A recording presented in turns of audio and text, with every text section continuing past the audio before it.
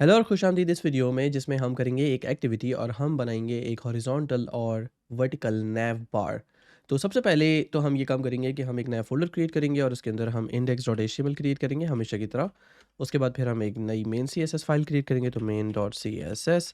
और उसके बाद index.html के अंदर हम एक्सक्लेमेशन एंटर करके एक नई HTML बना लेंगे। अच्छा, अब हम ये काम करेंगे कि यहाँ पे भी हम लिंक मेन CSS कर देंगे। तो अगर हम लिंक पे जाएँ और हम एक लिंक टैग क्रिएट कर लेते हैं या लिंक मेन CSS का मैंने शॉर्टकट रखा हुआ है। तो इस तरीके से हम लिंक कर देंगे अपनी मेन CSS फाइल को जिसमें REL जो है वो स्टाइल शीट होगा। अब हमें करना ये है कि इसमें 2 नैव बार्स बनाने हैं, पहला हॉरिजॉन्टल और दूसरा वर्टिकल। तो हम ये काम करेंगे कि सबसे पहले तो इसको ओपन कर लेते हैं सर्वर पे, तो कंट्रोल शिफ्ट P और यहाँ पे live server open with live server, क्योंकि हम लाइव सर्वर की एप्लीकेशन इस्तेमाल करते हुए आए हैं पिछली वीडियोज़ में, तो हम वो भी करेंगे। अच्छा, इससे पहले कि हम लाइव सर्वर पे थोड़ा-सा ज़्यादा टाइम स्पेंड करें, एक चीज़ जो मैं रिकमेंड करना चाहूँगा वो ये कि अगर ये कोर्स अभी तक आप जो है वो कोड विद एसन की वेबसाइट पे नहीं कर रहे, तो उस पे ज़रूर जाएँ। लिंक जो है डिस्क्रिप्शन में होना चाहिए इस वीडियो की, और इसमें होगा codewithasan.dev/courses और यहाँ पे वेब डेवलपमेंट बेसिक्स, और यहाँ पे जाके आप जो है वो एक्टिविटीज़ भी सर्च कर सकते हो और अपनी चीज़ों को मार्क भी कर सकते हो, ताकि आपको याद रहे आपने कितने ट्यूटोरियल फॉलो कर लिए और कितने रहते हैं। Having said that, let's have a look at the document. तो इसके अंदर हम ये काम करेंगे कि हम सबसे पहले अपना एक नैव बार क्रिएट करेंगे। अच्छा, हमने कुछ सिमेंटिक HTML जो है वो पहले पढ़ी थी डिफरेंट लेक्चर्स में। तो इसके लिए सबसे पहले तो हम ये काम करेंगे कि हम यहाँ पे एक क्रिएट करेंगे डिव, और इस डिव के अंदर हम अपना बेसिक लेआउट रख रहे होंगे। तो सबसे पहले काम हम ये करेंगे कि हम यहाँ पे क्रिएट करेंगे नैव, और नैव जो है ये हमारा हॉरिजॉन्टल नैव है, लेकिन इस नैव को भी हम रैप करेंगे हेडर के अंदर, क्योंकि हम एक हॉरिजॉन्टल नैव यहाँ पे बनाने जा रहे हैं जो कि टॉप पे नजर आ रहा होगा, तो इसके लिए हेडर का इस्तेमाल करना जरूरी है। और इसके साथ हम नैव क्रिएट कर रहे हैं, और नैव के अंदर हम जो है वो UL और उसके अंदर LIs क्रिएट करेंगे। तो लेट्स से मैं शॉर्टकट यूज़ करता हूँ, UL और LI हमारे पास लेट्स से होंगे 4 जिसको हम यूज़ कर सकते हैं। पहले LI को हम कहेंगे होम, दूसरे को हम कहेंगे सर्विसेज, तीसरे को हम कहेंगे कॉन्टैक्ट, और चौथे को हम कहेंगे अबाउट। अगर मैं इसको क्रिएट करूँ तो आपको नजर आ रहा है कि ये इस तरीके से हमारे पास बन के आ गया। हर LI के अंदर मुझे जो है वो एक एंकर टैग जो है वो चाहिए, ताकि मैं उसको क्लिक करूँ तो फिर वो कुछ एक्शन परफॉर्म करे। तो इसके अंदर मैं इसको रैप कर दूंगा एंकर टैग में, और इसको मैं बेसिकली मूव कर दूंगा होम को इसके अंदर, जस्ट लाइक दिस। ठीक है, इसी तरीके से मैं बाकी सबके साथ भी यही करूंगा। तो मैं शॉर्टकट यूज़ कर रहा हूँ ऑल्ट का, जो कि विंडोज़ पे इस्तेमाल होता है, और इस तरीके से मैंने मल्टीपल सिलेक्शन कर ली। अब मैं यहाँ पे लिख सकता हूँ ए, और मैं इस तरीके से बेसिकली इसको कवर कर सकता हूँ। तो एसेंशियली मैंने ये काम किया है कि हर LI के अंदर अब मेरे पास एक ए टैग आ गया, जैसे यहाँ पे आ गया, यहाँ पे आ गया, और इसी तरीके से यहाँ पे भी आ गया। तो मेरे पास 4 LIs आ गए। अब क्या काम करना है, अब ये करना है कि इसके जो href है ना, इस पे हम एक टैग लगाएंगे। तो हम यहाँ पे क्लिक करते हैं, इस ए पे, यहाँ और यहाँ, और यहाँ हम कहेंगे href, और href के अंदर हम हैश दबा के यहाँ पे कोई ना कोई प्रॉपर्टीज दे रहे होंगे। जैसे फॉर एग्जाम्पल मैं यहाँ पे कहता हूँ हैश होम, इसी तरीके से आप यहाँ पे कह सकते हो हैश सर्विसेज, आप यहाँ पे कह सकते हो कॉन्टैक्ट्स, और यहाँ पे कह सकते हो अबाउट। अच्छा, अब चूंकि हमने ये लिंक बना दिए हैं, तो मैं इस पे क्लिक करूंगा तो कुछ भी नहीं होगा, आपको नजर आएगा यहाँ पे बस URL के अंदर वो लिंक जो है वो ऐड हो जाता है। तो हमने ऐसे लिंक क्रिएट किए हैं जो कि इसी एप्लीकेशन के अंदर हैं। बहरहाल, अब जबकि हम इसको क्रिएट कर चुके हैं, हम एक और नैव बार बनाएंगे, लेकिन वो नैव बार होगा एक साइड में।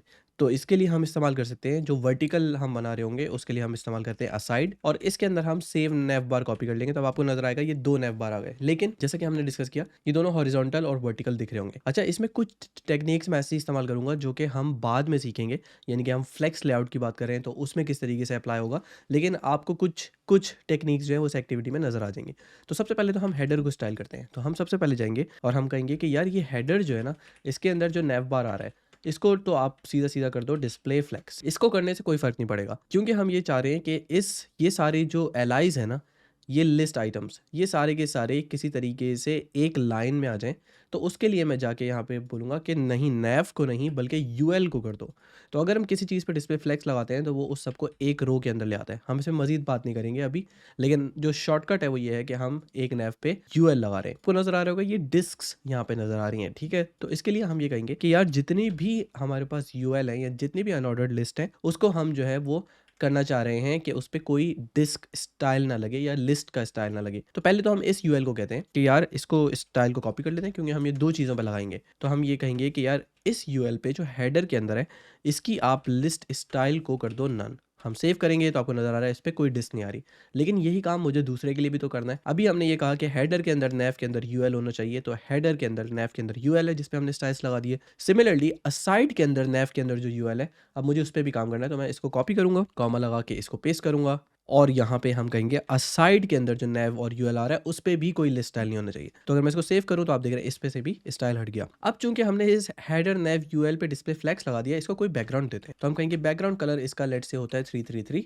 मैं इसको सेव किया तो आपको नजर आ रहा है कि ये पूरा मेरे पास जो लिंक आ रहा है या ये पूरा जो यूएल है इसके बैकग्राउंड पे 333 चला गया। सही है। एक काम और जो हम करेंगे वो यूएल पे, कि यूएल पे बाय डिफॉल्ट कुछ मार्जिन और पैडिंग लगी हुई होती है। तो अगर मैं इसको राइट क्लिक करूं, इंस्पेक्ट करूं, तो आपको नजर आएगा कि जैसे ही मैं माउस ओवर कर रहा हूं आपको नजर आ रहा है ऊपर के ऑरेंज एक यहाँ पे कोई चीज आ जाती है, जैसे आपको ऑरेंज ऑरेंज नजर आ रहा है और यहाँ पे ग्रीन भी नजर आ रहा है। तो इससे ये होता है कि ऑरेंज वाली मार्जिन है और ग्रीन वाली पैडिंग है।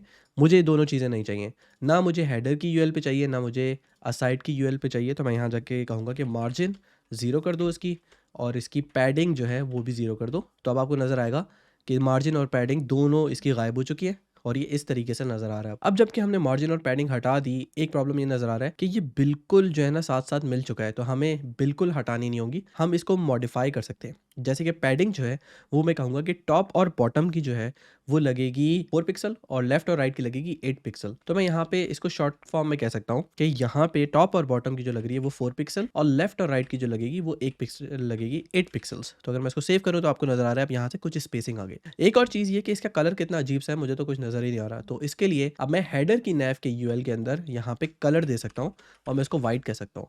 तो आपको नजर आएगा कि इससे कोई फर्क नहीं पड़ा। उसका रीजन ये है कि हम यूएल पे कलर दे रहे हैं, हमें जो कलर देना है वो एंकर टैग पे देना है। तो उसको मैं यहाँ से कट करता हूँ, एक और स्टाइल लगाएंगे header nav UL L I और ए। तो इसमें आप देख रहे हो header nav UL L I A. आप चाहो तो आप ये काम भी कर सकते हो कि बजाय इसके कि हम सारे ए टैग्स पे क्लासेस लगाएं, हम ये भी कर सकते हैं कि हम इसको कोई क्लास दे दें, जो कि अक्सर हेल्पफुल होता है। तो बजाय इसके कि मैं ये सारे ए को टैग करूं या सीएसएस से, मैं यहाँ पे क्लास दे देता हूँ। मैं क्लास में कहता हूँ कि भाई ये जो है ना हेडर लिंक्स है, तो हेडर लिंक्स या हेडर नैव डैश लिंक्स।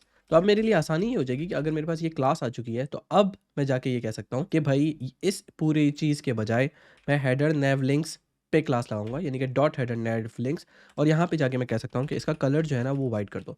अब अगर मैं इसको सेव करूँ तो देखें कि कलर लग गया इस पर, ज़बरदस्त। ये चीज़ दोबारा से मैं याद दिला रहा हूँ कि ये जो यूएल है ये है अनऑर्डर्ड लिस्ट और इसके अंदर बहुत सारे लिस्ट आइटम है, यानी कि होम का लिस्ट आइटम है, सर्विसेज का, कॉन्टैक्ट, अबाउट। लेकिन यूएल को मैंने कह दिया कि यार फ्लेक्स हो जाओ। फ्लेक्स का मतलब है कि एक लाइन में चले जाओ। लेकिन मैं इस पे ये भी कह सकता हूँ कि यार तुम फ्लेक्स तो हो रहे हो लेकिन साथ साथ बीच में थोड़ा गैप तो रखो। तो उसके लिए मैं यहाँ जाके कहता हूँ कि यार गैप जो 16 पिक्सल होना चाहिए। अगर मैं इसको सेव करूँ तो आप देख रहे हैं कि अब इसमें बीच में गैप आ गया। तो अगर मैं 100% पे चला जाऊँ या डिफॉल्ट जूम पे चले जाऊँ तो ये कुछ इस तरीके से नजर आएगा, जो कि मुनासिब है।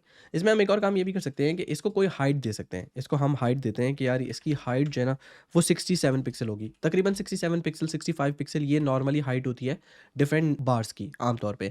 जैसे फॉर एग्जांपल अगर हम चले जाएं getbootstrap.com, getbootstrap, अगर मैं यहाँ पे चला जाऊँ तो ये आपको नज़र आ रहा है कि अगर मैं इसको 150 पिक्सल कर लेता हूँ और मैं इसको इंस्पेक्ट करता हूँ तो इसके हेडर की हाइट जो है वो तकरीबन है, ये यहाँ पे 40 पिक्सल कह रहा है लेकिन आई थिंक कि ये इससे थोड़ी ज़्यादा है। अगर मैं इसको स्टोर एज ग्लोबल वेरिएबल कर लूँ और temp one dot client height check करूँ तो 40 पिक्सल है। चलो 40 पिक्सल कर लेते हैं, हम इसको यहाँ पे चेक करते हैं 40 पिक्सल, और हम इसको यहाँ पे देख रहे हैं तकरीबन 150 पे। तो अगर मैं अपने डॉक्यूमेंट पे चला जाऊँ और 150 पे देखूँ तो ये और ये तकरीबन सेम है, लेकिन मेरे ख्याल से इसमें बॉर्डर बॉक्स इस्तेमाल नहीं हुआ तो इस वजह से प्रॉब्लम आ रही है।